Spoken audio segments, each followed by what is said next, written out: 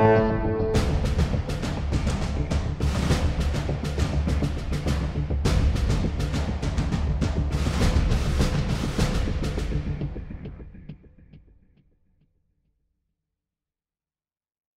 visi, čia Istorijos lentyna, bet Istorijos lentynoje netrukus atsiras ir filosofinių knygų. Aš jums žadėjau, kad naujajame cikle, kuris vadinasi Begalybės veidrodis, mes keliausime ne tik tai po istoriją, bet keliausime žiūrėdami į istoriją, matydami veidrodį priešais save. Ir toje kelionėje yra labai daug dalykų, kurie nekinta, kurių nekeičia laikas, kurių nekeičia epochos ir nekeičia besikeičiančios asmenybės. Ir todėl šitoje kelionėje, man atrodo, labai teisinga ir reikalinga yra susitikimai su filosofais. Ir šiandieną tema tikrai yra filosofinė ir aš labai džiaugiuosi, kad mūsų studijoje yra Simas Čelutka. Sveikas, Simai. Labas, Robertai. Kalbėsime apie pasiaukojimą. Tai aš iš karto tau dėkoju, kad tu paaukosi šiek tiek savo laiko tam, kad mes pakalbėtumėm, iš tikrųjų, man atrodo, labai įdomia tema. Aš labai dėkoju, kad tu pats kažkaip netyčia, čia mes taip susitikom ir sakom, būtų labai gerai dėl to, kad pasiaukojimas, man atrodo, yra aktuali tema. Ir priešais mane yra knyga, kurioje trūksta vieno autografo. Politika ir moralė, ontologinė perspektyva, knyga, kurią išleido 3 autoriai. Alvydas Jokubaitis, Aistė Noreikaitė ir Simas, kuris sėdi šalia, tai Simai tavo parašas dabar kaip tik ten keliauja ir tai reiškia, kad beveik trečdalis knygos yra tavo. Tikrai taip. Tuo reikia kažką suraityti tau, Robertai, gražaus. Aha. Apie pasiaukojimą. Ir aš labai tikiuosi, kad šita mūsų diskusija bus ne tik tai filosofinė, bet ir jums įdomi. Aš, kol tu rašai, žinai, pacituosiu tavo mėgstamą Hannah Arendt, kuri šiandieną, man atrodo, mūsų laidoje bus ne vieną kartą, kuri rašo taip holokausto tema, tačiau man atrodo, kad tas sakinys ir ta citata tinka ir visiems kitiems laikams. Taigi jinai sako, kadaise būta laimingų laikų, kai žmonės galėjo laisvai pasirinkti. Geriau mirti nei būti vergu, geriau mirti stovint nei klūpant ant kelių. Taip pat kadaise būta blogų laikų, kai intelektualai tapo silpnapročiais ir paskelbė, kad gyvenimas yra aukščiausias gėris. Bet dabar atėjo baisus metas, kai kiekviena diena įrodo, kad mirtis pradeda savo teroro viešpatavimą būtent tada, kai gyvenimas tampa aukščiausių gėrių. Kad tas, kuris nori gyventi atsiklaupęs, mirs atsiklaupęs. Kad niekas nėra lengviau nužudomas nei vergas. Mes gyvieji turime išmokti, kad negalime gyventi net ant kelių, kad siekiant gyventi netampama nemirtingais ir kad jei nebenorime vardant kažko mirti, mirsime, nes nieko nepadarėme. Galinga citata. Galinga. Kokiame, Simai, mes laike gyvename? Jin rašo, kad buvo visokių laikų, o mūsų laikas yra koks? Tai visų pirma, tau labai su parašu. Labai ačiū.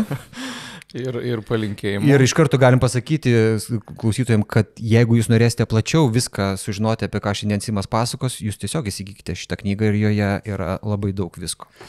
Taip, tai visų pirma, ačiū tau, Robertai, kad pakvietei į savo laidą. Aš jau kaip tik irgi neseniai pradėjau klausyti tavo laidų, podcasto, tavo paties samprotavimų ir apskritai manau, kad labai svarbu yra šiandien kalbėti ir apie karą, ir apie bendresnius dalykus, kurie gal mums gali padėti suprasti geriau, kas čia vyksta, ar ne? Ir bent jau mano paties strategija yra žiūrėti, ką apie karą, gal neidentiškom, aišku, aplinkybėm, bet panašiom aplinkybėm yra rašę protingi žmonės. Taip. Ir Hannah Arendt yra viena iš jų, aš jau kurį laiką darbuojuosi su jos filosofija. Ir jinai tikrai yra labai įdomi, nes jos toks yra labai, kaip čia pasakyti, eseistinis rašymo stilius, kur nėra taip, kad jinai konstruoja kažkokią sistemą, kur ten vos gal kažkiek gali įsiterpti. Jos kaip tik yra toks eseistinis rašymo stilius, kuris palieka daug tokių siūlių, atplaišų, kurias timtelėjęs gali eiti savo linkme. Žinai, gali primastyti kartu mąstyti kartu su ją ir ieškoti kartu su ją. Tai šia prasme, vat, jos filosofija labai yra tinkama ieškojimams taip pat ir šiais laikais. Nes, nežinau, gal čia ir kontroversiška mintis, bet man atrodo tai, apie ką jinai rašo totalitarizmo ištakose ir kitose svarbiose knygose, tos sąlygos, kurios sukūrė modernų į totalitarizmą, tiek nacistinį, tiek bolševikinį, tos sąlygos iš esmės pernelyg nepasikeitė. Tai, apie ką jinai rašo 20-ojo amžiaus viduryje, iš esmės pamatinės tam tikros sąlygos išlieka ir šiandien. Ir kai kas gal netgi galėtų sakyti, kad jos dar gilėja ir intensyvėja. Tai vat, pavyzdžiui, viena iš tų sąlygų yra vienišumo jausmo augimas moderniojoje visuomenėje, piliečių atomizacija, susvetimėjimas tiek vienas kito atžvilgių, tiek viešojo gyvenimo, politikos, valstybės atžvilgių, ar ne? Ir jeigu paskaitytume, vat, ką rašo įvairios šiuolaikinės tarptautinės organizacijos, žiniasklaida, tai apie vienišumą kalbama labai daug pastaraisiais metais. Netgi aš mačiau, yra toks terminas vienišumo epidemija.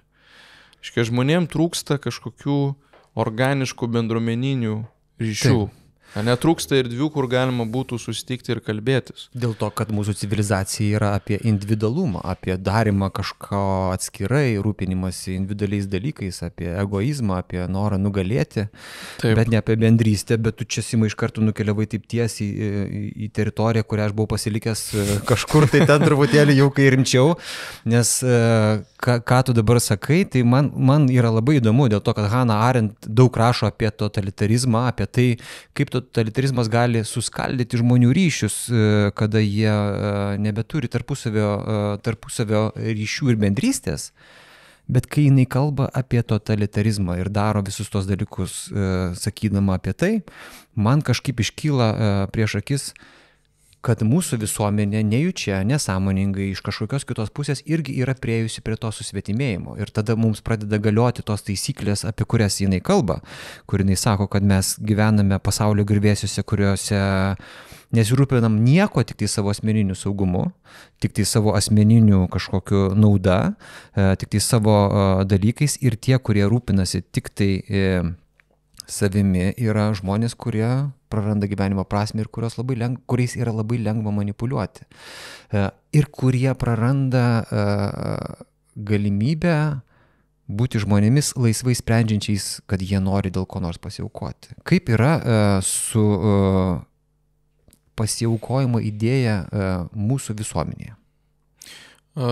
Aš iš tiesų, kai ėmiausi pasiaukojimo temos, tai man buvo toks labai keistas jausmas, nes viena vertus atrodo, kad pasiaukojimas yra toks savaime suprantamas ir akivaizdus dalykas, kad apie jį gal net neverta kalbėti filosofiškai. Taip, gal kažkas sakys, ko čia mes darom laidą apie tai? Taip, bet kas mane suintrigavo, kad politikos filosofai šiai temai skiria labai nedaug dėmesio.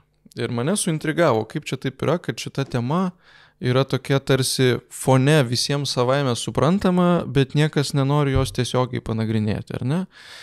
Ir čia taip jau yra su... Bet savaime suprantama yra kaip? Nu, tas ateis laikas mes pasiaukosim. Arba ateis laikas ir kažkas už mumis pasiaukos. Man atrodo ypač antras. Man atrodo ypač antras variantas. Man atrodo ypač intelektualai turi tokią prielaidą, galbūt ne iki galo aiškiai įsisąmoninta ar išsakoma, kad jeigu reikės, jeigu ateis tas toks kritinis momentas, tai mūsų visuomenėje tikrai bus pakankamai žmonių. Yra profesionali kariuomenė, yra atominio ginklo skėtis, yra turbūt kažkokie, žinai, nacionalistai, savanoriai, kurie tiesiog yra pasilgę karo, yra labai, žinai, azartiškai nusiteikę pakariauti ir vat jie tikrai, jeigu reikės, tai pirma proga pasitaikę paims ginklą ir eis į frontą.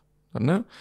Ir man atrodo, intelektualams yra labai, ne tik intelektualams, iš tiesų galbūt apskritai viduriniosios klasės atstovams yra lengva parazituoti ant to, kad kai reikės, pakankamai skaitlingas žmonių sambūris nueis ir apgins mūsų tėvynę.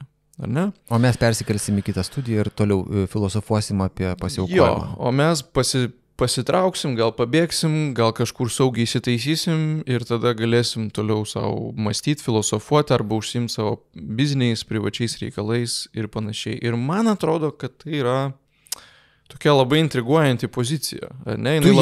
Tu ją vadini postherojiniu mentalitetu.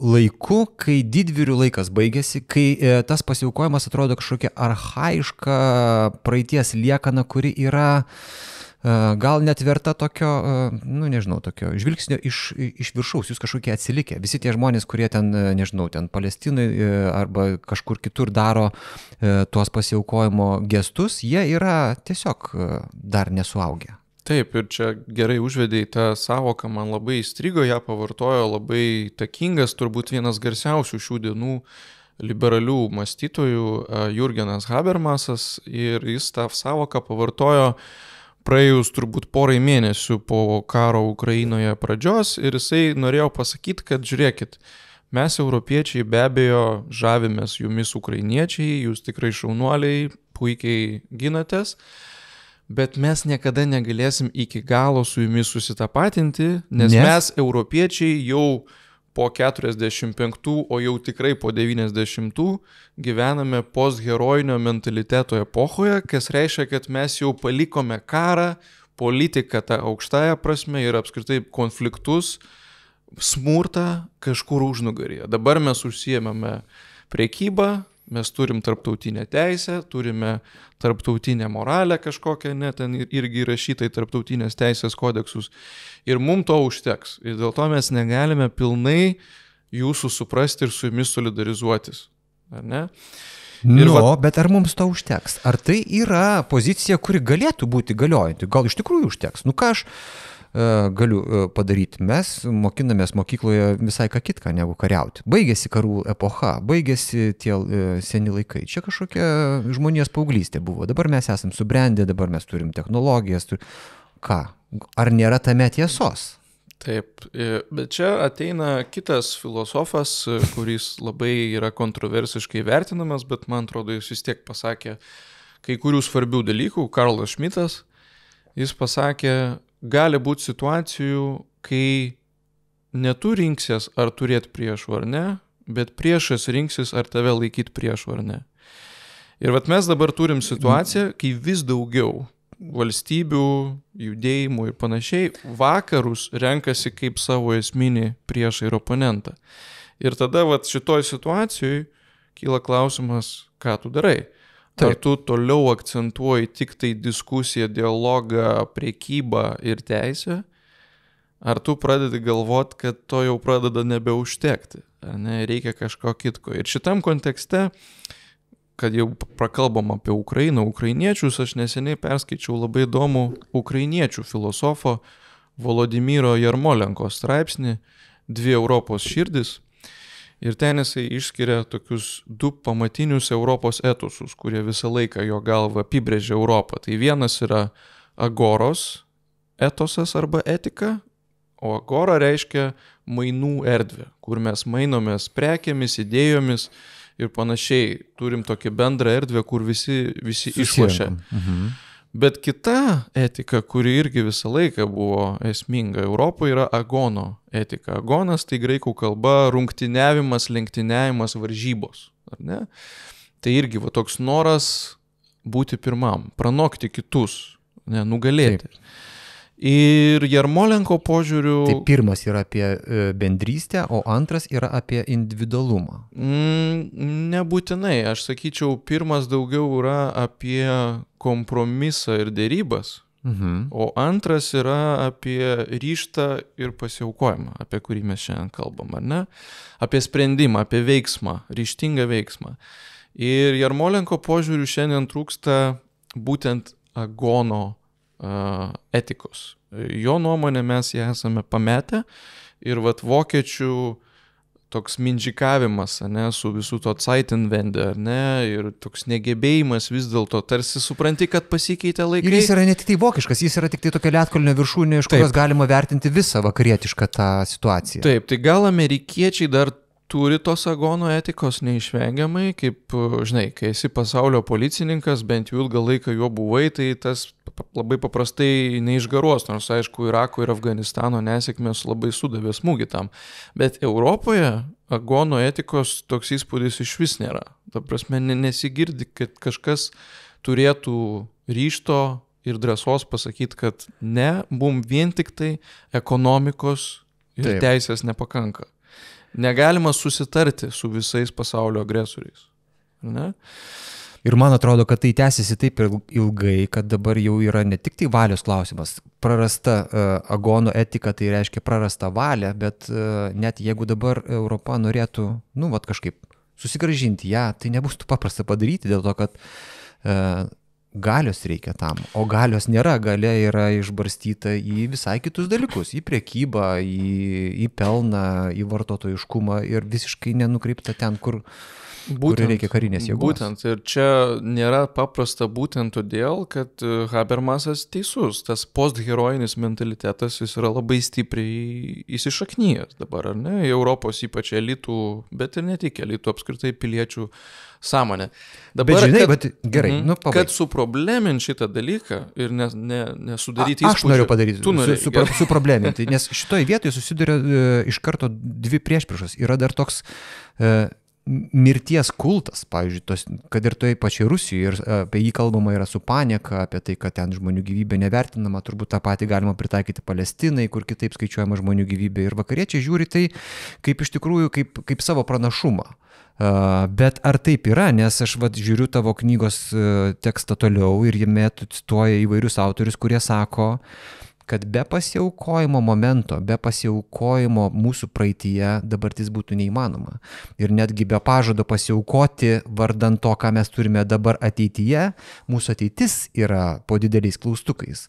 Tai ar mes turim teisę žiūrėti į šitą pasiaukojimą kaip į archaišką kažkokį dalyką iš aukšto, ar mes turim sugebėti apyti aplinkui ir suprasti, kad be sausio 13-osios, be Romo Kalantos, nežinau, be LDK, be žemaičių ten susivienijusių žemių, kurios kažkada pasiaukojo atsilaikydamos prieš vokiečių spaudimą, nebūtų nieko. Ir nesvarbu, kad laikai pasikeitė, mūsų valstybė irgi pradings, jeigu praras šitą savybę. Taip. Tai aš visiškai sutinku ir ką aš bandžiau parodyti knygoje, tai yra, kad pasiaukojimas apskritai yra tokia pamatinė, struktūrinė, kaip aš sakau, ontologinė politinio egzistavimo sąlyga. Bet kokia politinė bendruomenė yra paprasčiausiai neįmanoma be pasiaukojimo. Ne? Ir tu jau pasakėjai, tą momentą, kad mes iš praeities perimame kaip savo paveldą, kaip sąlyga savo pačių egzistencijai, tai, kad mūsų protėviai kadaise pasiaukojo vardan laisvės ir nepriklausomybės, ar ne? Ten pačio pabaigoje yra kažkieno tavo labai stipri citata, kad atsakymas į klausimą, kas aš esu, galėtų būti atsakymas į klausimą, vardan ko aš pasiaukočiau. Taip. Ir šiandien įdomu, kaip dauguma žmonių atsakytų iš tą klausimą. Tai žiūrėk, bet čia yra labai sudėtingas klausimas, dėl to, kad man atrodo, kad šitoje vietoje prasideda filosofinė šita diskusija, kas pirmiau, ar meilės objektas ar meilė. Žinai, kaip Chestertonas nuostabiai rašo, ten kažkokiai vienoje vietoje jisai sako, žiūrėkit, Roma buvo nuostabi ne dėl to, kad jinai buvo nuostabi ir ją mylėjo. Jinai tapo nuostabi dėl to, kad buvo mylima, gerbiama, ir buvo laikomas ir visa kita. O man atrodo, kad mes gyvename šalyje, gal net ir visoje civilizacijoje, kuri mes sakom, o ką jinai man duoda, aš viską pats pasidarau. Dėl ko ten? Kas tai?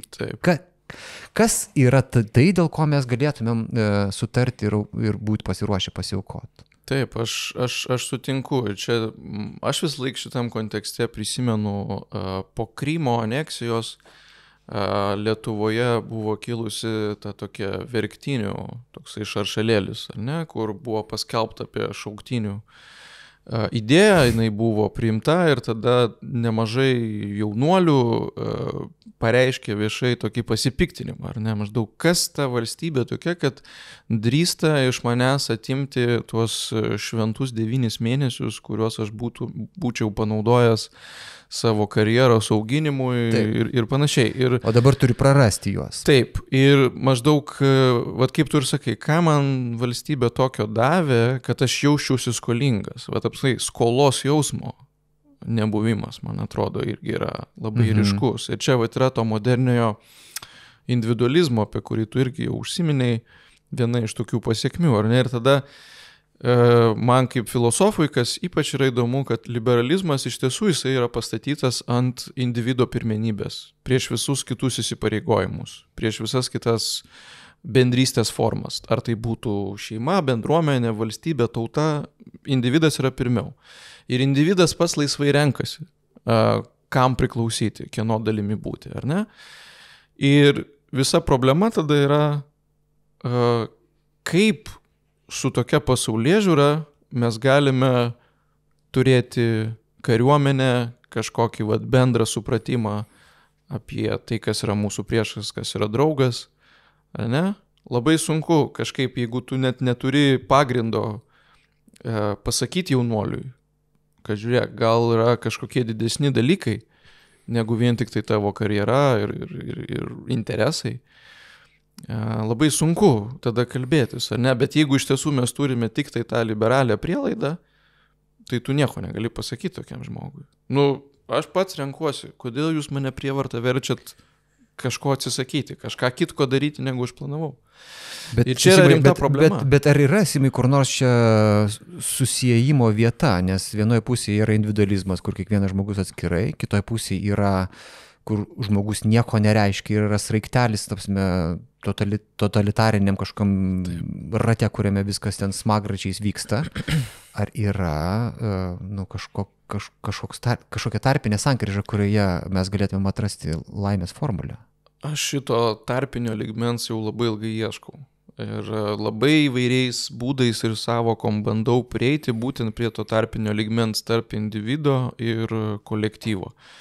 Ir čia įvairios filosofijos kryptis duoda įvairių tokių nuorodų, ir komunitarizmas, ir konservatizmas, ir personalizmas, fenomenologija, žodžiu, filosofinės kryptis, kurios sako, kad vis dėlto žmogus yra ne individas, o asmuo. Ir čia yra tokia labai, gal atrodo čia kaip sinonimai, bet filosofiškai yra skirtumas.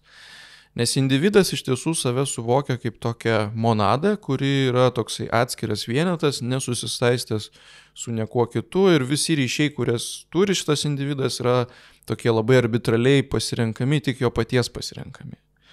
O asmuo yra truputį kitaip su asmeniu. Asmuo jau save aptinka bendruomeninių ryšių tinkle nuo pat starto. Ir tai yra labai lengva pagrįsti, grinai žiūrint į mūsų kaip asmenų evoliuciją. Ne? Mes nuo pat vaikystės nesame kažkokie visiškai savarankiški esiniai. Ar ne? Mes nuo pat pradžių esame visiškai priklausomi nuo mūsų aplinkos, nuo tos šilumos, kurią gauname iš mūsų aplinkos tėvų ir kitų. Vėliau, aišku, mes autonomiškėjame, mūsų mąstymas vystosi, bet pats startas visą laiką yra įmestumas į tą tirštą bendruomeninių ryšių tinklą, tą audinį, kuris formuoja mūsų esmingai. Ir man atrodo, personalizmas, kuris ir grindžia tos knygos pamatinės idėjas, jisai ir sako, kad mes niekada negalim pamesti vis dėlto to pamatinio horizonto, bendruomeninio horizonto, kuris mūsų apibrėžia. Tai nereiškia, kad jis mūsų visiškai determinuoja, kaip galbūt yra autoritariniuose ar totalitariniuose režimuose, bet niekada negali ir sakyti, kad tai visiškai yra nesvarbu. Net kai mes kritikuojame mūsų protėvius, nežinau, tėvus, dar kažką, tam tikrą prasme mes jau vis tiek remiamės tais šaltiniais intelektualiniais ir etiniais, kuriuos mes jau gavome iš tradicijos, iš mūsų bendruomenės ir panašiai.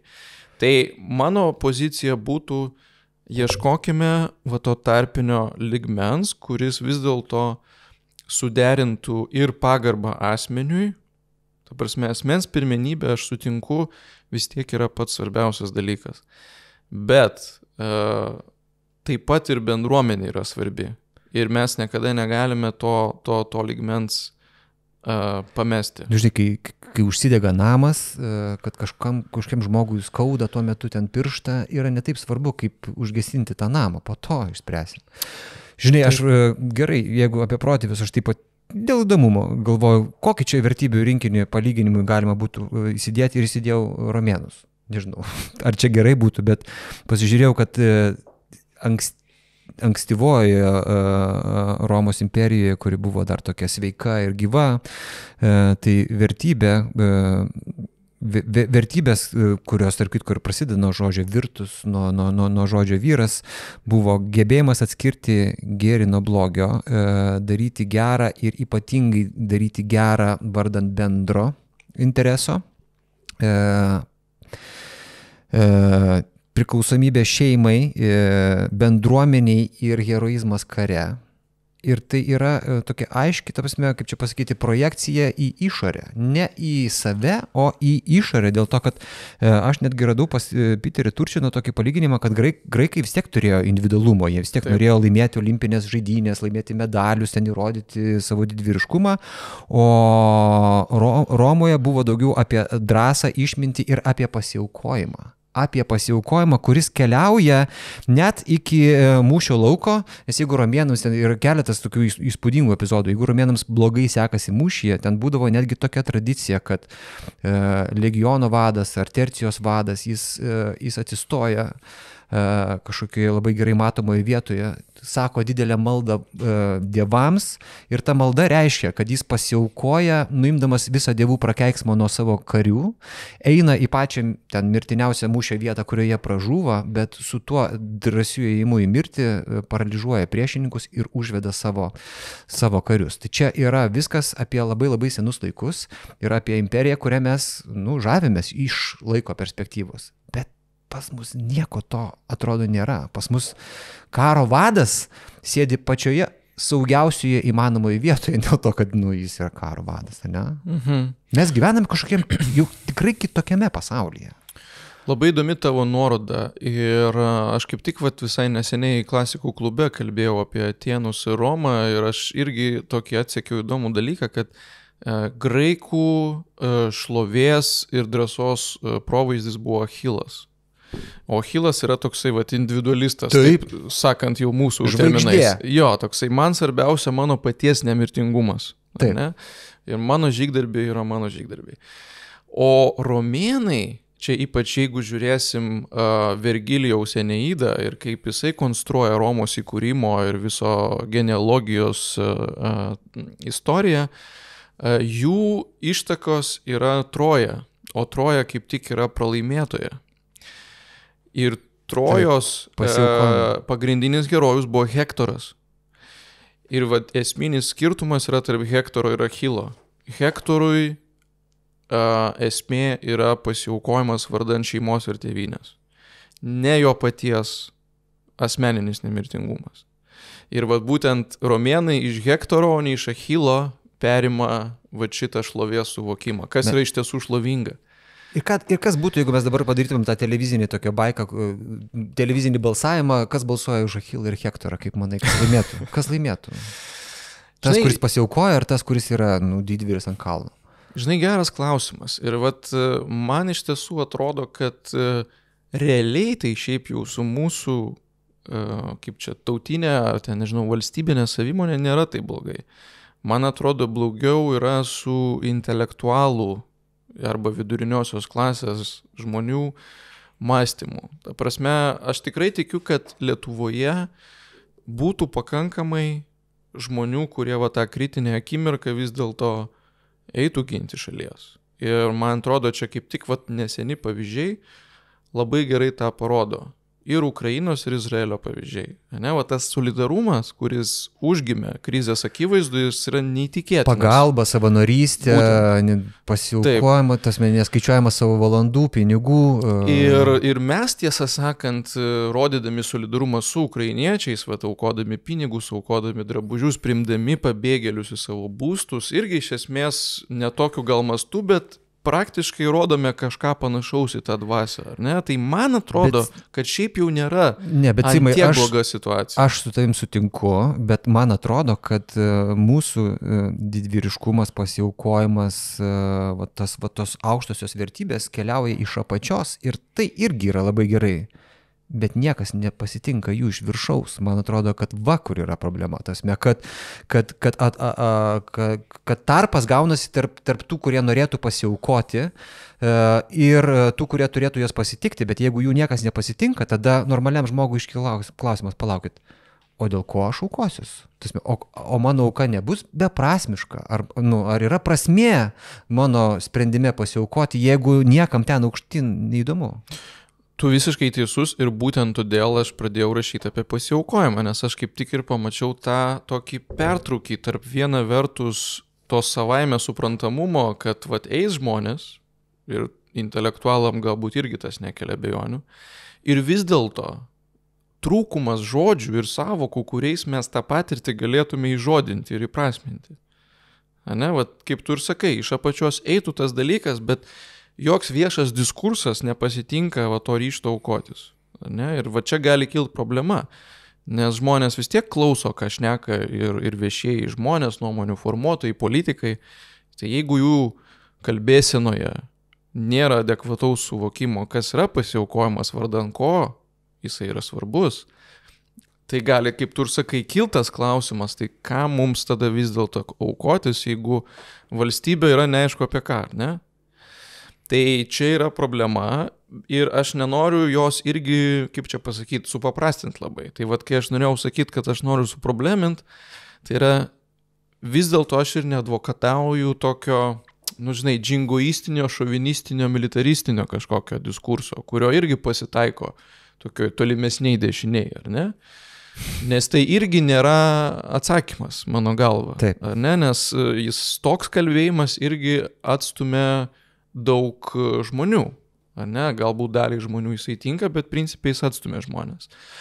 Tai sakyčiau, šiandienos uždavinys intelektualams, filosofams, surasti žodžius, kurie įprasmintų vis dėlto tą pamatinę, jeigu norite, patriotinę nuostatą, bet nepadarytų iš to nacionalizmo.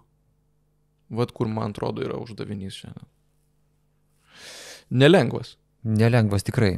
Aš manau, kad šitą klausimą, Simai, tu turėsi pakartoti ir pamėginti atrasti vis dėlto. Jeigu ne nacionalizmas, tai kas tas, kodėl ir kas tas, kas galėtų mus suvienyti dėl kitamintyšių. Bet aš dabar dar labai norėjau tave grąžinti prie tavo mėgstamo Jano Patočkos. Kažkodėl aš jį noriu vadinti Patočka.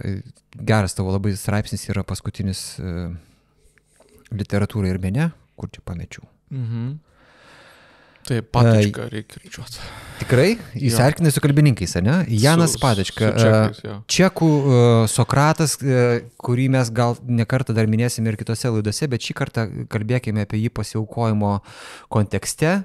Ir yra jo 3 gyvenimo, kaip jis ten vadina? Egzistenciniai judėjimai. Judėjimai. 3 gyvenimai. 3 gyvenimo lygiai. Apie juos šiek tiek. Mhm.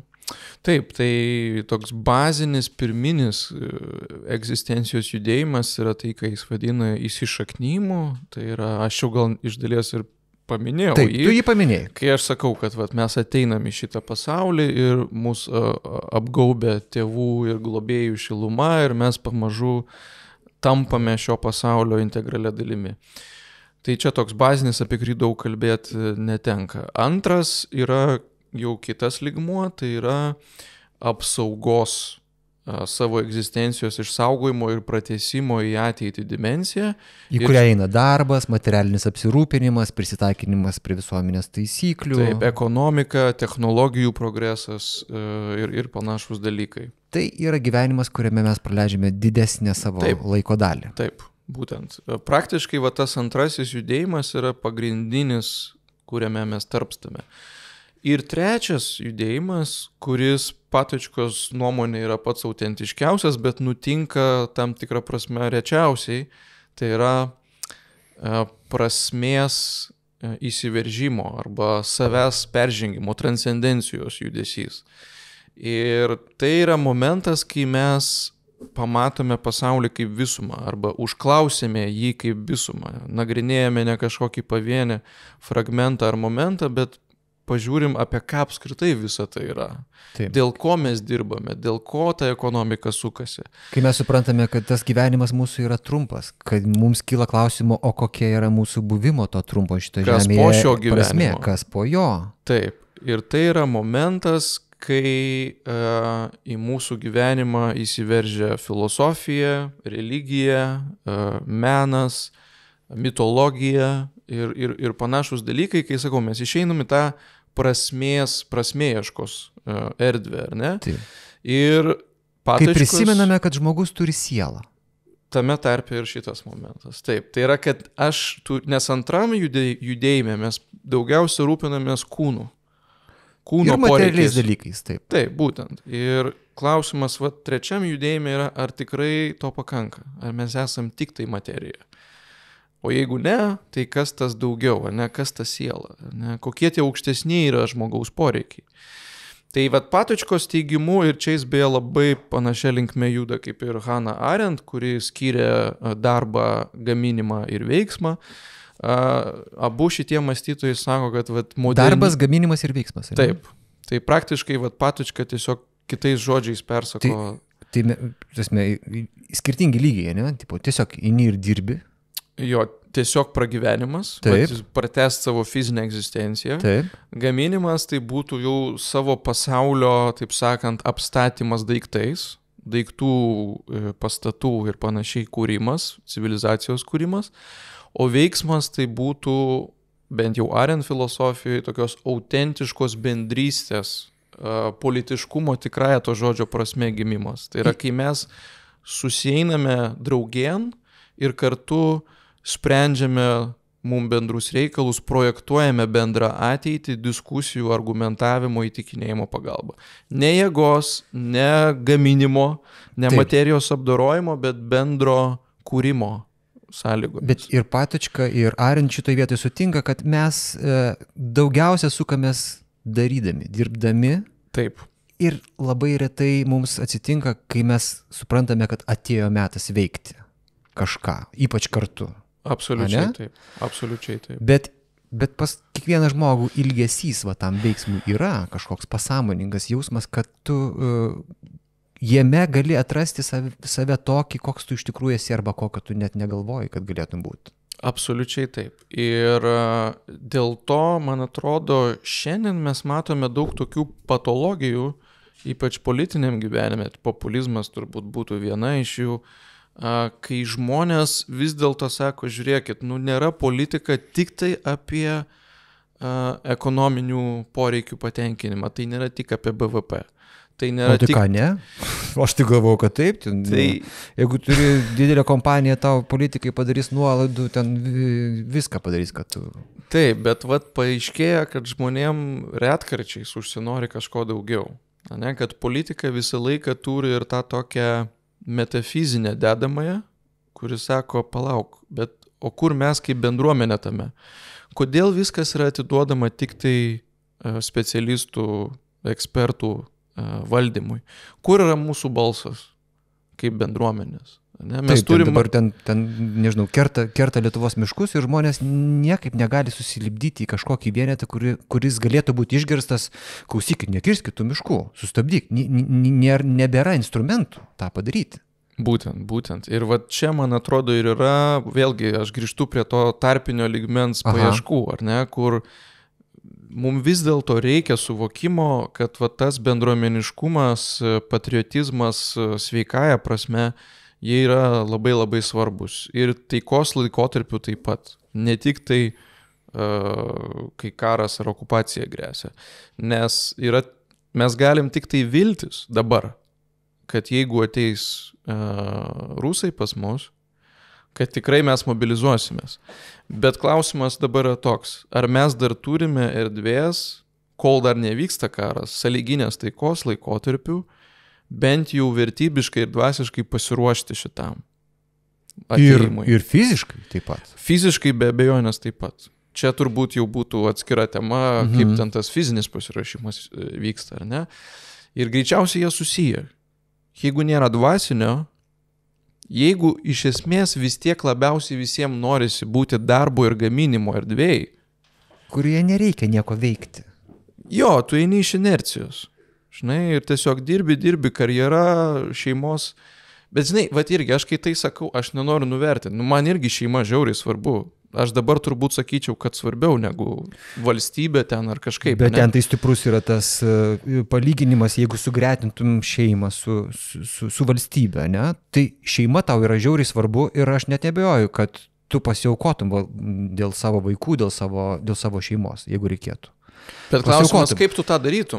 Ar tu bėgdamas iš šalies, kad apsaugotum vaiką? Bet tu darytum viską, ką tu laikai, galėtum atiduoti viską, kas yra tau svarbu, kad tik tai galėtum padėti savo šeimai. Tai klausimas yra, ar mes nesame pasiekę tokio dalyko, kad šeima ir valstybė yra labai labai skirtingi dalykai. Tai, ką aš galiu padaryti dėl šeimos, yra žymiai daugiau, negu tai, ką aš dar galėčiau padaryti dėl valstybės, kurioje sukasi rinkimai, kuriuose aš nieko nežinau, kas ten vyksta, kurioje niekas nuo manęs nepriklauso, kurioje mes neturime jokios bendros kalbos, mes neturim bendrų autoritetų, mes neturim sutarimo, nuomonės. Tasme labai sunku šitoj vietoj atrasti tą jungtį. Aš sutinku, nes dabar iš esmės šeima yra tapusi individualistinio tokio kalbėjimo dalimi. Ne? Yra aš ir mano šeimos vienetas. Ir svarbiausia yra jo gerovė ir saugumas. Ne? Bet tada, ar jisai pats yra dar susietas su ta platesne bendruomenė, yra didelis klausimas. Ne? Ir man atrodo, šiandien vis labiau to nėra.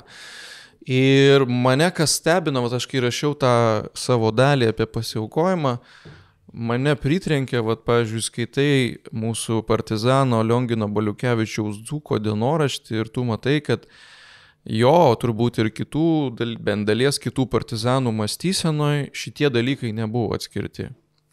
Mintis buvo tokia, jeigu mes dabar nepasiaukosime vardan savo šalies, kaip mes galėsime pažiūrėti savo vaikams į akis?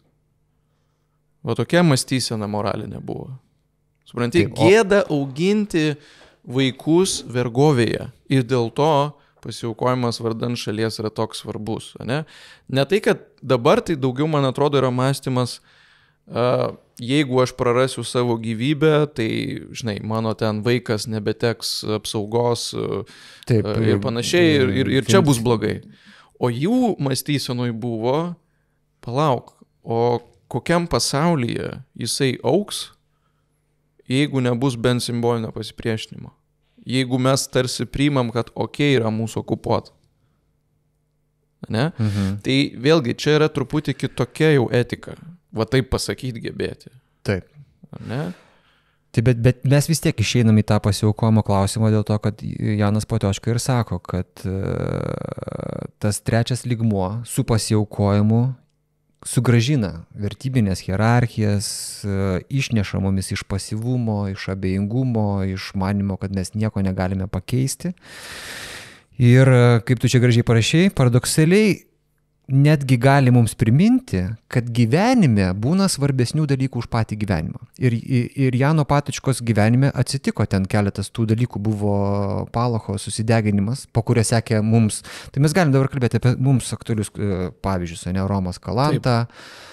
Mes turim partizanų tą pačią veiklą, be kurios irgi viskas gal būtų buvę kitaip. Mes turim sausio 13-ąją, kai nebuvo jokio individualaus intereso, nebuvo jokio apskritai kažkokio materialinio intereso, kai žmonės ėjo, tikėjo ir jautė bendrystę, kokios, po to aš nežinau, kada mes jautėm. Tai bet mes turim savo pasisakyti, kad mums trūksta tos vienybės, kuri tada buvo. Mums trūksta kažko, dėl ko mes galėtumėm vėl būti tokie kaip jie. Taip, ir pavyzdžiui, man yra absoliuti tokia politinė, moralinė mistika, toks stebuklas, vat būtent sausio 13. Man pačiam tuo metu dar buvo tik keli mėnesiai, tai aš nieko neatsimenu, bet man yra įstabu, kas turi nutikti daugybės žmonių sąmonėje, kad va tu pasakytum, ir netgi kai kurie su vaikais ten išėjo tą naktį, supranti, net jau girdėdami šūvius, nusprendė imti ir išeiti. Taip. Ten ir ginti. Tai Bet be to išėjimo nebūtų Lietuvos. Tokios, kokią mes dabar turim. Nebūtų jos. Taip, būtent. Ir aš būtent tą ir noriu pasakyti, kad šitą dalyką mes turime įprasminti žodžiais, filosofiškai, visaip kitaip, kad tai nebūtų tik tai savaime suprantamybė, kurią mes paminim vieną kartą per metus, nes reikia paminėti progiškai, ne? Tai turi būti kažkokios stabilesnės tapatybės dalimi, ne? Bet vėlgi, kad neatrodytų, sakau, kad aš čia kažką tokio labai nacionalizmą advokatauju, tai turi būti vis dėlto padaryta tokiu būdu, kad mes išlaikytume vis dėlto ir asmens pirmumą, kad vis tiek, suprantat, labai tokia yra... Labai sunku padaryti ir tas nacionalizmas galbūt blogas žodis, nes jis visokių turi, bet čia yra tokia tautiška savimonė. Man atrodo, kad šitas pasiaukomas yra tikras nemirtingumas. Mes gyvename su instinktu saugoti savo gyvybę, bet mes vis tiek visi mirsime. Ir nemirtingi lieka tik tai tie, kurie kaip tik kažkokiu metu peržengia šitą instinktą ir sako, yra svarbesnis dalykas, aš nebijosiu, aš darysiu kažką, kas yra svarbiau ir daugiau už mane. Taip, ir mes juos prisimindami esame visi kartu. Jie yra mūsų piliečiai amžinai, gal net labiau negu visi tie, kurie neperžengs darbo lygio. Taip, nes jie jau įrodė. Taip, o mes sakom, kad kai reikės, įrodysim, bet mums dar reikės tai įrodyti. Tai va, tai ir čia dabar ar mes tą padarysim ar ne, sunku pasakyti, ar ne? Taip. Dėl to, pavyzdžiui, įdomu yra, ką mes galim su šituo nuveikti taikos laikotarpiu, kol dar turime kažkiek laiko, ar ne? Nes pilietinio ugdymo pamokos, turbūt toks akivaizdžiausias dalykas, kažkaip irgi neveikia. Nežinau, kiek tenka kalbėtis ir prisiminti tas pamokas iš mokyklos laikų, ar ką dabar mokiniai kalba, kažkas va ten irgi neveikia. Vis dėlto tokia trafaretinė retorika, kur ten sudedi į vadovėlį, irgi neveikia. Taip, ir mes negalim dabar paimti ir pamoralizuoti, žiūrėkit, va dabar, darykit taip, ir kažkas iš to, kaip tik pasipriešinimo reakcija. Ką aš jau aiškina, aš gal didesnis patriotas už jūs visus kartu sudėjus esu. Taip. Nieko nekalbėdamas. Taip. Bet jeigu mes vis dėlto prisiminsim Patočkos žodžiais trečiąjį judėjimą arba Arent žodžiais veiksmo dimensiją, tai aš manau vis tiek yra daugiau šansų, kad mes nebūsime susitelkę vien tik tai į savo saugumą, gerovę ir karjerą. Nors sakau, šiandien atrodo labai sunku sakyti tokius dalykus, ar ne, kai atrodo gal dar nėra būtinybės tai persvarstyti, bet sykiu supranti, kad gali būti ir per vėlų jau kažkuriam taške, ar ne? Tai gal vis dėlto reikia apie tai kalbėti, kol dar turim privilegiją apie tai kalbėti. Nes tu čia daug labai autorių nuostabių cituoji, kurie sako, kad meilė yra neatskiriama nuo aukojimosi galimybės. Tausme, kad aukojimasis yra tiesiai susijęs su dalykais, kuriuos mes mylime. Kad žmogus yra gamtinė būtybė, bet tuo pačiu žmogus nėra vien gamtinė būtybė. Ir va čia yra ta vieta, kurioje mes, žmogus yra gamtinė būtybė, jis visą laiką pasielgs ten savanaudiškai, ar ten kažkaip tai taip, kaip jam geriausia, arba ten savisaugos instinktai kaip suveiks. Bet yra va tas trečias lygmuo, kuriame yra kažkas daugiau mumise. Ir va tokių kaip tu galia yra žmonėms priminti, kad jis yra, ne visi galbūt jį pastebi, ne visi susimasto, bet jisai yra žmonėse, tas lygmuo. Taip.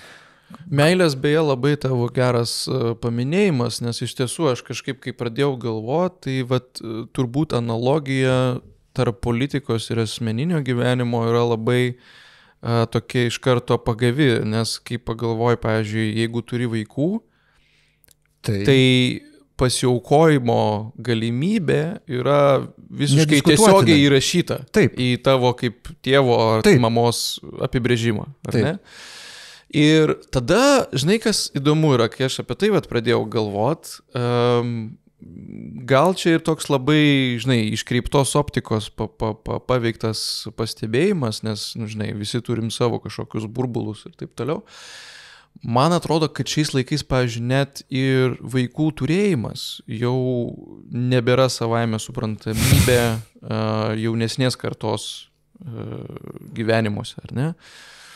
Praktiškai jau vėl reikia iš naujo pamėginti suprasti, kam iš vis reikia vaikų. Ar ne? Ir kodėl? Nes aš Tai tik tai vargas kažkoks, aš turiu papildomi rūpesčiai. Taip, aš turiu dukrą, 2,5 metų ir, nu tikrai... Nu kam tau reikėjo tos dukros? Supranti, tai yra žiauri atsakomybė. Pavyzdžiui, mano galva, aš tik dabar pirmą kartą suvokiau, ką reiškia atsakomybė. Gyvenimas iki dukros gimimo atrodo toks kaip visiškos ogelės. Ten, nu ką tau ten reikia, kontrą parašyti, egzaminą, nu toks juokai. Palyginus, ar ne? Bet šiais laikais, vat, net ir tokia atsakomybė jau daugam atrodo too much, žinai? Ką man reikia, jeigu galima ir be to? Tai tu pagalvok, jeigu jau šitam mikrolygmenį kyla abejonių, tai kur tau nekils abejonių dėl bendresnių dalykų tokių kaip valstybė? Tai man labai kyla abejonių. Man kyla abejonių, ar sveiko proto žmonės yra, kurie bando išvelgti optimizmo grūdą visame tame, bet nu, čia... Gal dar šiek tiek apie istoriją. Pavyzdžiui, aš labai norėčiau, kad tu pakomentuotum islamo tradiciją turėti visada žmonių, kurie yra pasiryžę pasiaukoti. Aš, pavyzdžiui, dabar narpliuoju senąją arabų istoriją ir ten 7 amžiuje po Mohamedo iškilimo jo karvedys Khalidas kreipėsi į persus ir sako, ar jūs esate pasiruošę su mumis kautis, nes aš vadovauju tiems, kurie myli mirti labiau negu jūs gyvenimą. Ir jie turi tą tradiciją, kuri mums atrodo kažkokia tokia keista. Mes turim taip pat savo kaimynus, kurie naudoja žmonės kaip patrankų mėsą ir mums atrodo tai yra pasibaisėtina, bet pas mus yra kažkokia priešingybė ir aš toje priešingybėje aš norėjau palyginimui pateikti 1940 metų Prancūziją, kada šalis, kuri turi fantastišką kariuomenę ir viską, kas leistų jai gintis, nusprendžia to nedaryti, nusprendžia neginti miestų, kuriuose yra daugiau negu 20 000 gyventojų, kad apsaugoti tuos gyventojus nuo bombardavimų ir nuo mirčių. Ir šitas tarsi moralinis gestas virsta Prancūzijos pavergimu, atsiklaupimu ant kelių. Tavsime. Ir šitoj vietoj moralė, noras padaryti kažką gero susikerta su išlikimo visais tais instinktais. Kaip tu pakomentuotum šitą dalyką? Tavsime, kad norint apsiginti nuo priešų išlikimo kovoje, tau reikia heroizmo, tau reikia kietaširdiškumo, reikia vyriškumo, reikia galios. Taip, sutinku. Čia yra tema, kurią aš savo disertacijoje gan išsamei nagrinėjau. Man buvo įdomu suprasti, kokia moralė yra suderinama arba nesuderinama su politika.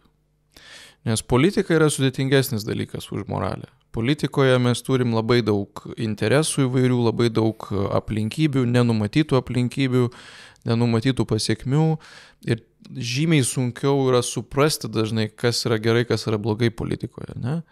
O moralėje, ypač tokioje absoliutistiniai moralėje, viskas tarsi paprasta. Ne? Yra kažkokie absoliutūs principai, jų visą laikais ir būsi arba geras, arba blogas.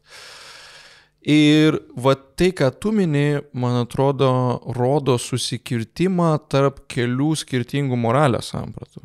Ir vienos iš jų labai stipriai kertasi su politika, o kitos gan sklandžiai sugyvena su politika. Tai, kas kertasi su politika, yra tokia individualistinė moralė, kur pats svarbiausias dalykas yra tavo asmeninis tyrumas, tavo sąžinės grynumas, ar ne? Va, tu negali susitepti rankų ir netgi priešindamasis nieko labai blogo negali padaryti, gal net ir priešams, nes, tu nenori, kad ant tavo sąžinės gulėtų kitų žmonių nužudymas.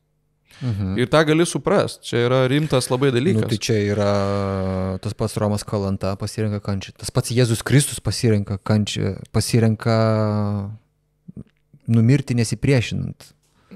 Taip. Sokratas pasirenka tą patį kelią. Taip. Ten Mahatma Gandis taip pat pasirenka tą nesmurtinį kelią, nesipriešinti jėgai. Taip. Bet ar tai yra teisingas kelias? Tai yra turbūt grinai moralinių požiūrių toks tyriausias atvejis, kai tu tiesiog pasiaukoji, žodžiu, kai tau pakenkia kažkas, bet tu kitiems nekenki. Ar ne? Ir taip tu išsaugai savo tą moralinį tyrumą viduje. Bet jeigu mes galvotume ne apie individualistinę moralę, o apie bendruomeninę moralę, kur, sakykime, tavo kaip net ne aš, o mes dimensija iškyla į pirmą planą, tada viskas truputį kitaip pasiverčia. Ne? Ir tada tavo gerovė tampa nebeatsiejama nuo mes gerovės, ar ne? Ir tada pasiaukojimas jau gali tapti tokiu, proaktyvesniu, sakykime taip, ar ne, kai tu gali paimti ginklą į rankas, ne, partizanai. Kaip partizanai, taip. Vardan kažkokio svarbaus tikslo galima panaudoti smurtą. Bet man, žinai, čia kyla tokia pasipriešinimo kažkoks šiurpas iš karto per kūną eina, dėl to, kad aš kaip istorikas, kuris bando pajausti tokius istorinius kažkokius laiko rato sukimusis, aš galvoju, kad yra moralė ir yra tiesiog žmonių evoliucija. Ir išliko tik tai tos tautos, tik tai tos imperijos, tik tai tos civilizacijos, kurios sugebėjo surasti kažką, dėl ko joms verta susivienyti. Kartais tai buvo išorinė grėsmė, kartais tai buvo kažkokie bendri interesai ar bet kas, bet net pačiame primityviausiame lygmenyje, jeigu mes turim ten kokio nors teritorijoje keletą genčių, iš jų išlieka tik tai ta, kurios nariai tarpusavyje bendradarbiauja. Tos, kurie sugalvoja sistemą, kurioje jie tampa vienu kažkuom. Tai ar nėra savižudiška mūsų vakarietiškos individualizmo šitos pusės formulė, kuri kaip tik pažeidžia, moraliai galima ją pateisinti, galima ją suprasti, galima gražiai netgi pateikti, bet yra dar evoliucijos teorija, kurioje ateina pas tave priešas ir sako, man nesvarbu, ką tu galvoji, aš tau nukertu galvą ir pasiemu viską, ką tu turi ir viskas. Tiesiog. Taip, tiesiog. Aš manau, Robertai, tu teisus, tik aš gal nežinau, ar tai yra tikrai savižudiška, nes vis dėlto, ką labai svarbu pabrėžti ir kam aš irgi daug dėmesio skiriu, rašydamas apie pasiaukojimą, vis dėlto atskirti pasiaukojimo logiką nuo paaukojimo logikos. Bet labai svarbu šitas dalykas. Tu užsiminėjai jau apie...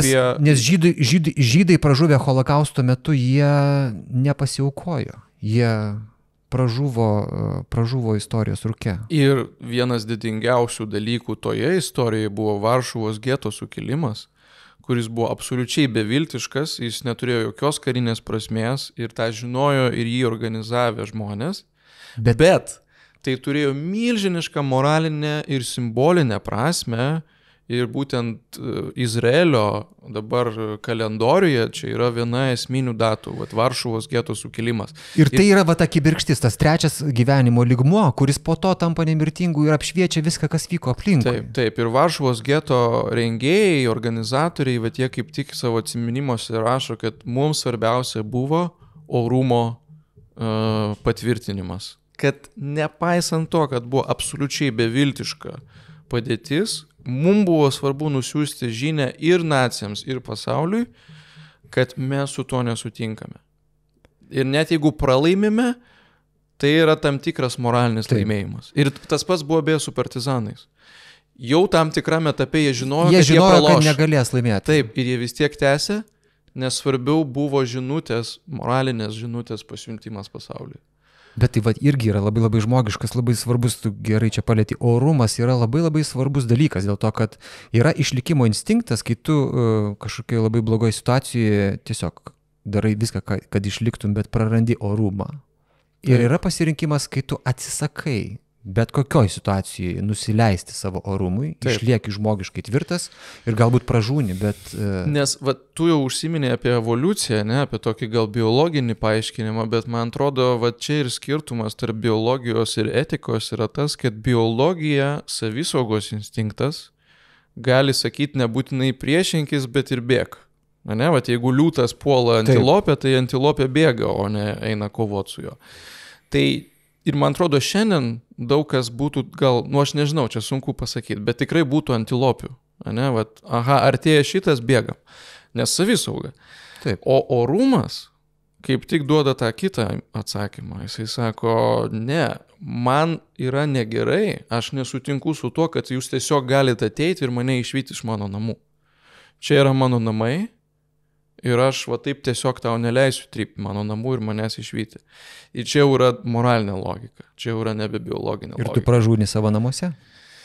Tame tarpe taip. Bet tam tikrą prasme, jeigu ta pilietinė religija, jeigu galima taip pasakyti, veikia, jeigu jinai realiai veikia, tai tada tu žinai, kad šitą tavo dalyką, šitą tavo pasiaukojimą, tavo veiksmą atsimins ateities kartos, kaip prasminga ir etiškai teisinga veiksma.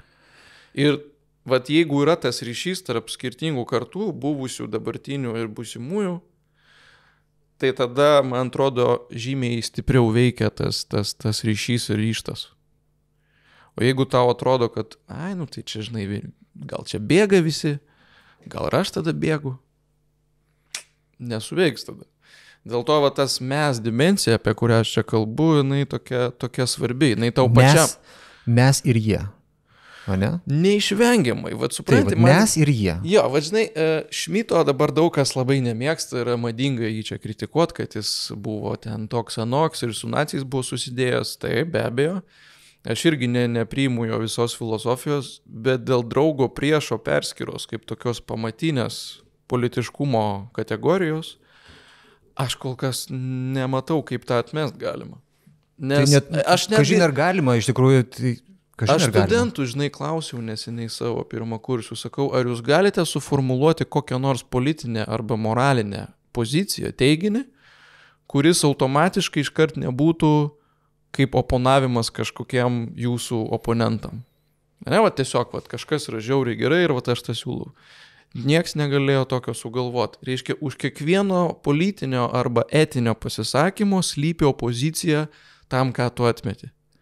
O tai jau reiškia, kad to mes ir jie iki galo tu negali išvengti politikoje. Visada. Ir šalia intelektualinio mes ir jie yra dar ir civilizacinis, kultūrinis. Kai aš pirmą kartą skaičiau Samuelio Huntingtoną ir jo tą civilizacijų susidūrimą, aš galvoju, nesąmonė. Kažkokie jau čia, baigėsi tie laikai, pasaulis bus viena žmonių planeta, kurioje visi žmonės sutarė. Bet kuo toliau, tuo labiau aš suprantu, kad jis viską surašė teisingai. Ir, pavyzdžiui, Izraelis vidury islamiško pasaulio tenais, jis niekada nebus paliktas ramybėje. Niekada.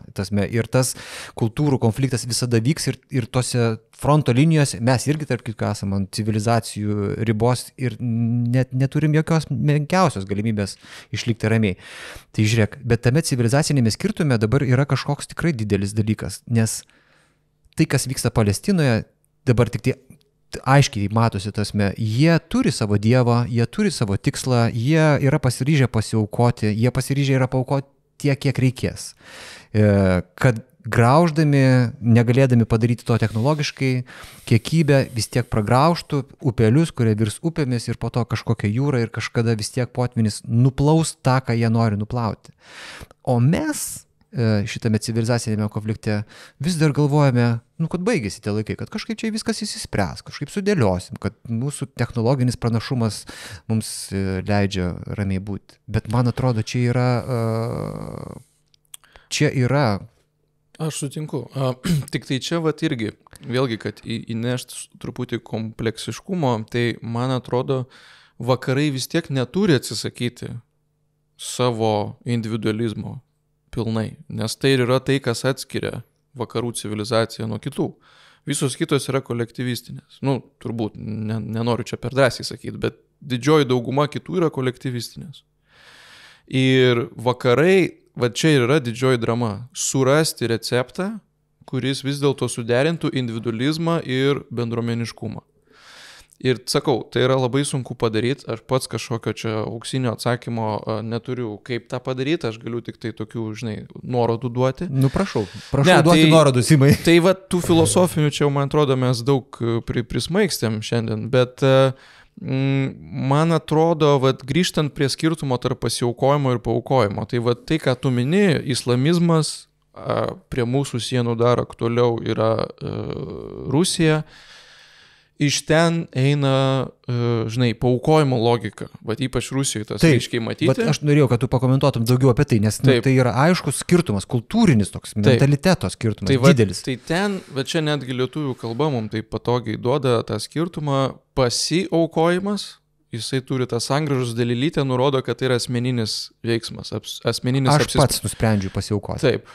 O Rusijoje yra, žinai, valdžia siunčia. Valdžia pasakė, caras pasakė, paukoja. Einam. Nesvarbu, ten noriu, nenoriu, sutinku, nesutinku, caras visą laiką teisus. Ten nėra asmens nuoširdaus vertinimo ir niekada nebuvo. Ir prieš tokią logiką mums, aišku, yra sunku atsilaikyti, bet tai, kad mes turim sangrąžos dalelytėsi, mes šito turim neprarasti. Dėl to mes niekada negalime grįžti prie tokio, žinai, autoritarinio, totalitarinio modelio, kuris sakytų viskas, vat, mes pasakėm ir jūs klausot.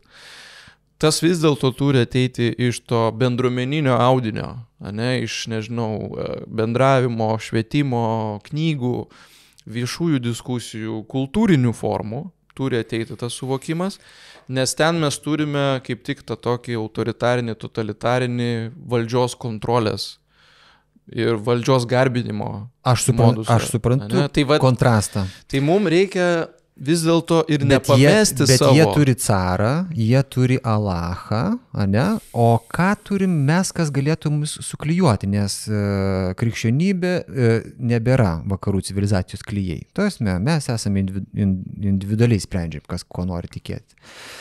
Tai vat kas gali būti tie klijai? Aš nesakau, kad mums reikia caro, nesakau, kad mums reikia Alacho, bet kurioje vietoje kitaminčiai gali sutarti dėl ko nors, nepaisant to, kad nesutarė dėl viso kito.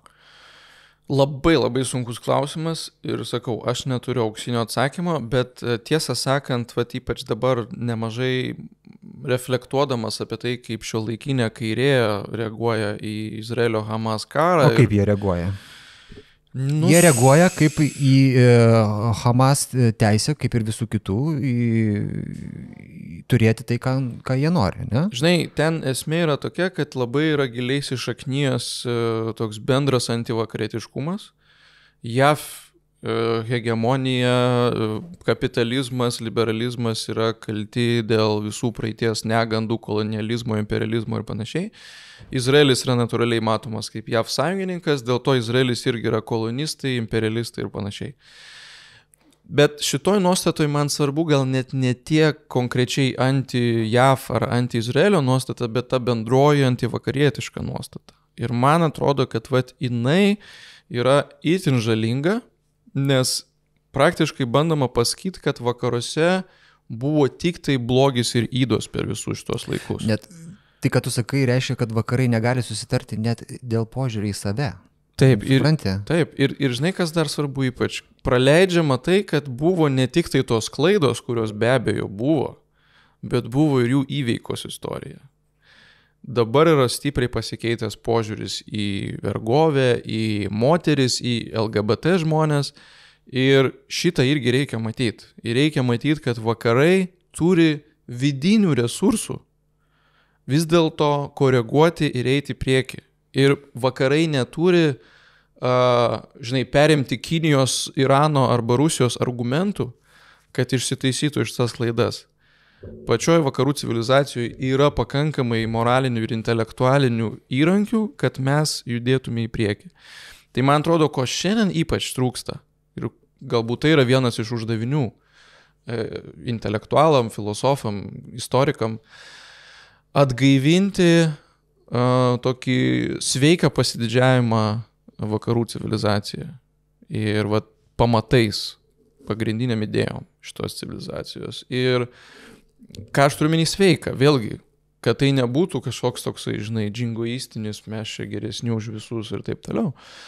Nes tas irgi niekur neveda, tą puikiai parodė Irakas, Afganistanas ir Vietnamas ir daugybė kitų istorijų.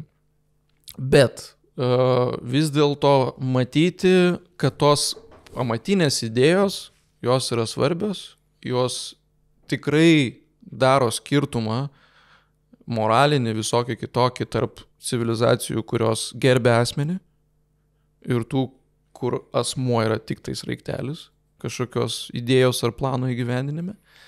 Ir kad tai yra dalykas, kuris daro mūsų išskirtiniais. Ir dėl to ukrainiečiai nori jungtis prie ES, NATO ir taip toliau. Ir dėl to migrantai bėga. Tau neatrodo, kad jeigu karas šitas truks dar 10 metų, ukrainiečiai nusivils pasauliu, į kurį jie norėjo patekti? Tau neatrodo? Čia toks, mano, aišku, retorinis klausimas, nes man atrodo, kad, žinai, va čia yra šiek tiek tokios veidmainystės, ta prasme, kad mes esam faini ir tokie, net ukrainiečiai pas mus nori, bet vakaraigi užmerkia akis tam, kas vyksta Ukrainoje ir jeigu tai vyksta ilgai, jeigu kiekvieną dieną žūsta po keli šimtų žmonių, jeigu tai vyksta metus, 2, 3, 5, tasme, vakarai leis visam tam vykti ir vertybės, nei moralinės niekas nuo to nepasikeis. Ir dar, čia taip žaibiškai noriu truputėlį oponuoti, man atrodo, šiaip aišku nebūčiau populiarus sakydamas apie Rusiją šiuo atveju, kad jinai yra tokia autokratiška, bet man atrodo, kad vakaruose yra neįvertinamas dar tas dalykas, kad ne Putino tai yra Rusija, kad rusai jie turi savyje tą kažkokį pasiaukojimo, kažkokį geną, kuris leidžia jiems iš kartos į kartą laikyti tą imperiją ir kuris galbūt leido mumis ir užkariauti ir man atrodo, kad nuvertinti to ir laikyti tai, kažkokiu, kaip pasakyti, mes turim Prancūziją 40 metais ir mes turim Tarybų sąjungą 41 metais.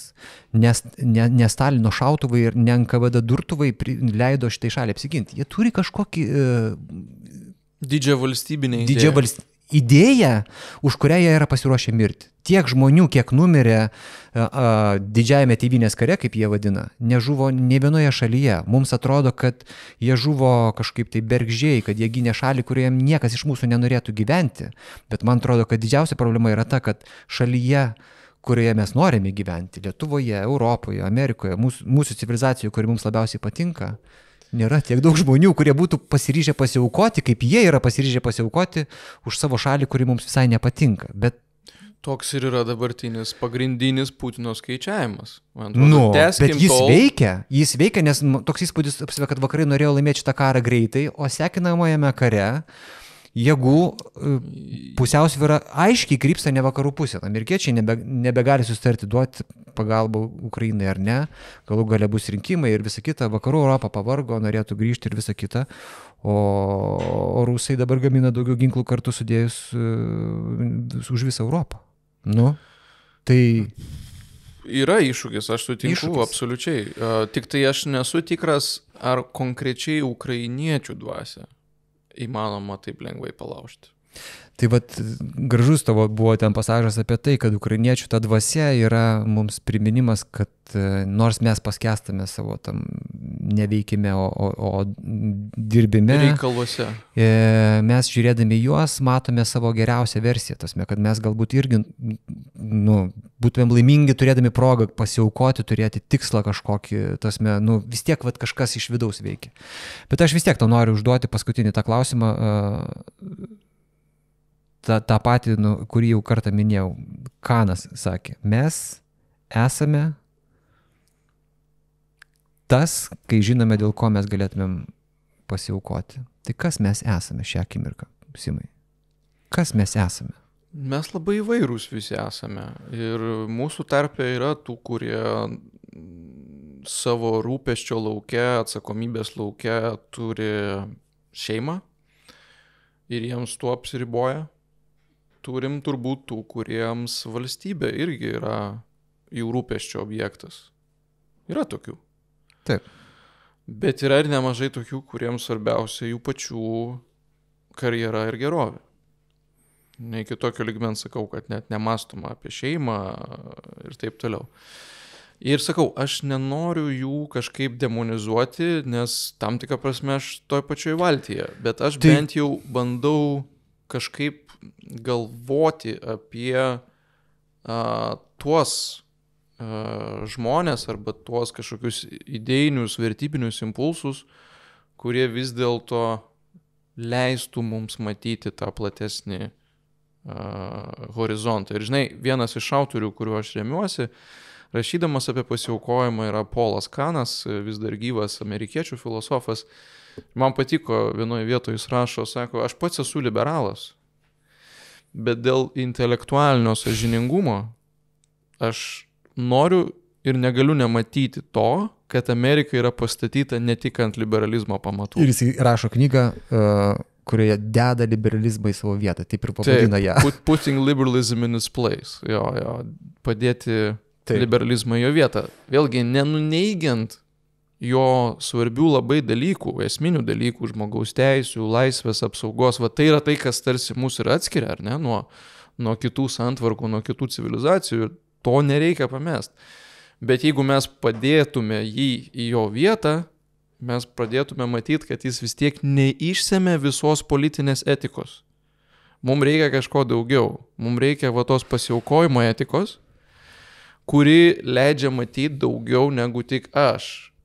Pradedam matyti aš ir mes sąsajas. Taip. Ne?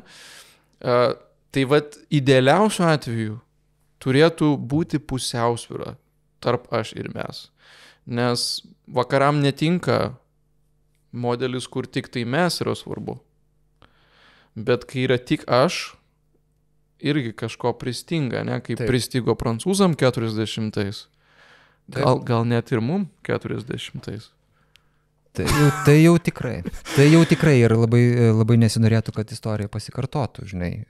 Bet aš tau labai, Simai, noriu padėkoti už tai, kad nors nėra tai lengva padaryti, man atrodo, tau pavyko mūsų klausytojams bent jau pasakyti, kad mes galime pažiūrėti į savo praeitį ir prisiminti dalykų, už kuriuos galėtume būti dėkingi, kad yra kažkas daugiau negu vien tik tai mūsų gyvenimas. Mes galim pasiskaityti Janą Patočką ir prisiminti, kad yra dar stebuklingas lygmuo už mūsų kasdienybės gyvenimo, kurį mes pamirštame, bet tai nereiškia, kad jo nėra ir kad galimybė į tą stebuklingą lygmenį nukeliauti yra mūsų pasiryžimas ar pažadas išnaudoti progas, galvoti ne tik apie save, jeigu taip atsitiks ir reikės to.